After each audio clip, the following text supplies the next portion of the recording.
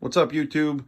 I just wanted to take a second and show you guys how I put together this saltwater mixing station that we're going to use for the 90-gallon reef tank that my family and I are installing. We've never had a reef tank before. This is our first one, and I've never attempted anything like this saltwater mixing station.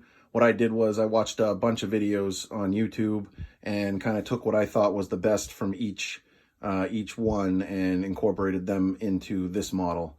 The reason I decided to go with this method was because I don't ever want to have to carry salt water up those stairs.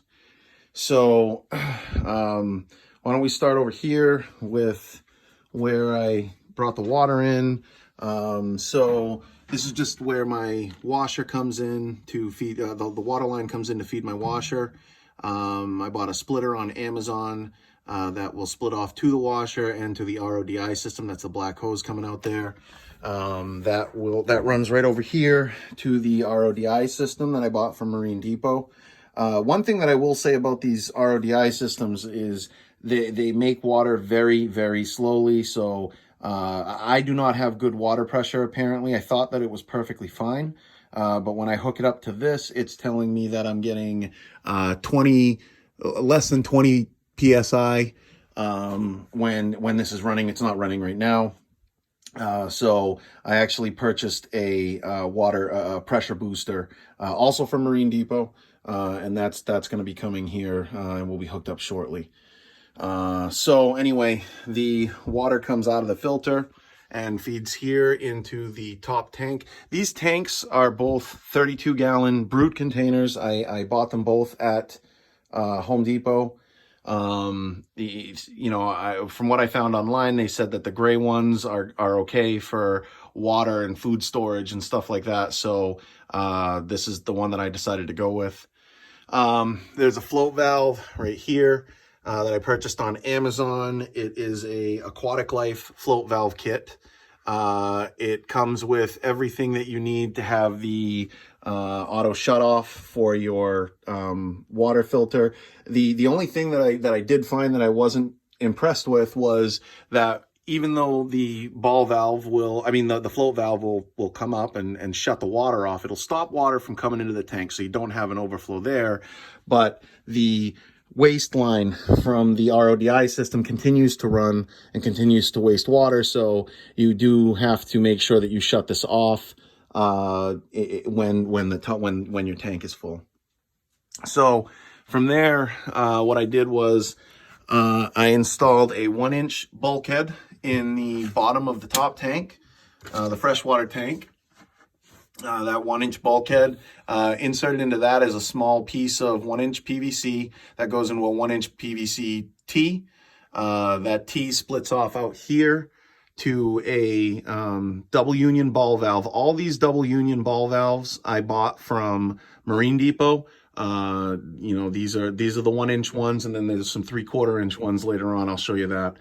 So this is so that I can fresh feed water from my gravity feed water from my fresh tank. I can gravity feed water from the fresh tank.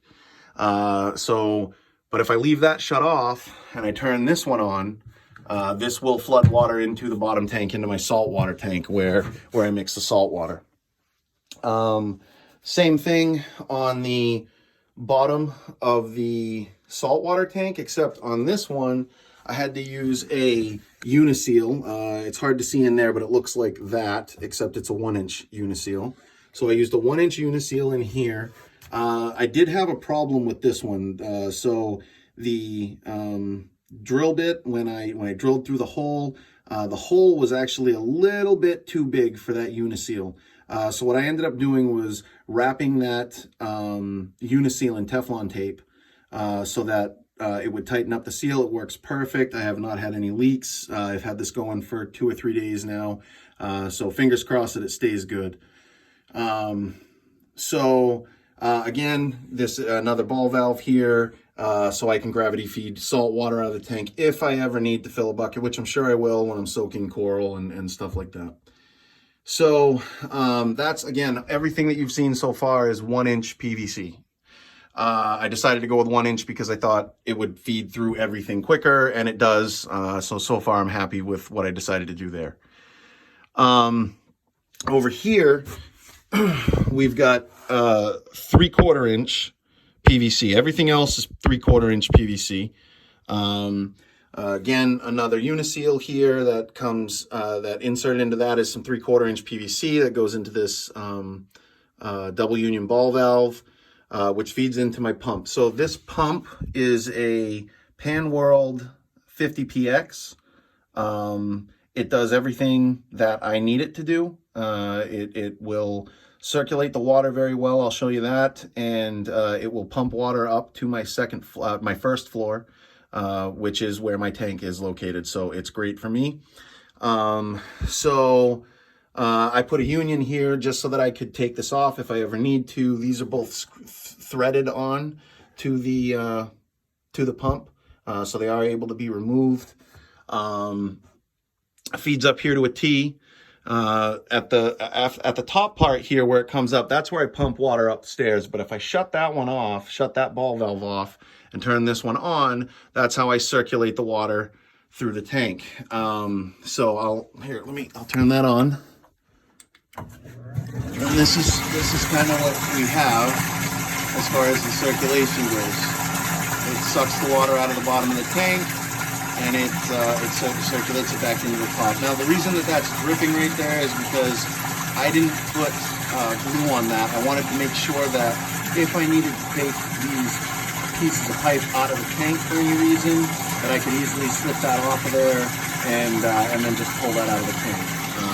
So hopefully it doesn't pop off while I'm mixing water. So I'll shut this off.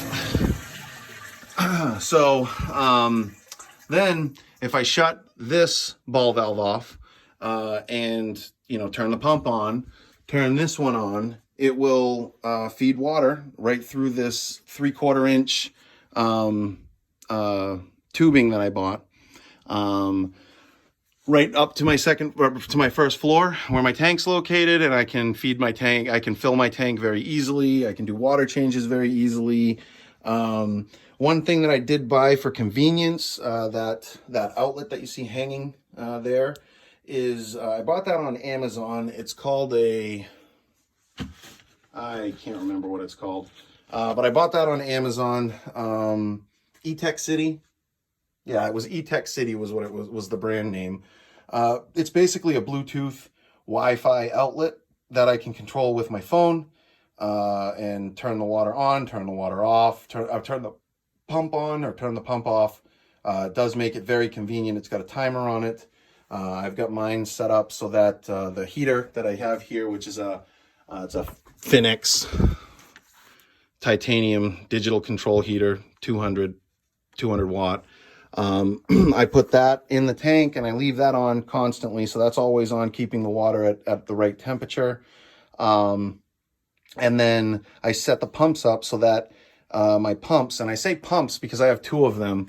I did put this Hydor Koralia circulation and wave pump in the bottom of this saltwater tank. And the reason for that is because I heard online that the salt will settle in the bottom of the tank, and then it'll crust up down there, and you really don't want that. So I set it up so that this is at the bottom of the tank and will continuously circulate the water every time the pumps are on. So anyway, back to what I was saying, I set this timer up so that it'll run from midnight until 6 o'clock in the morning every day, and just circulate the water and keep my water hopefully fresh until I'm ready to do a water change or actually fill my tank for the first time, which we still haven't done yet, but we're well on our way. So that's it. And very quickly before I go, I do want to give a shout out to one of my favorite YouTubers. He'll know who he is, and if you've ever seen any of his videos, you'll know who he is too. Here's me face.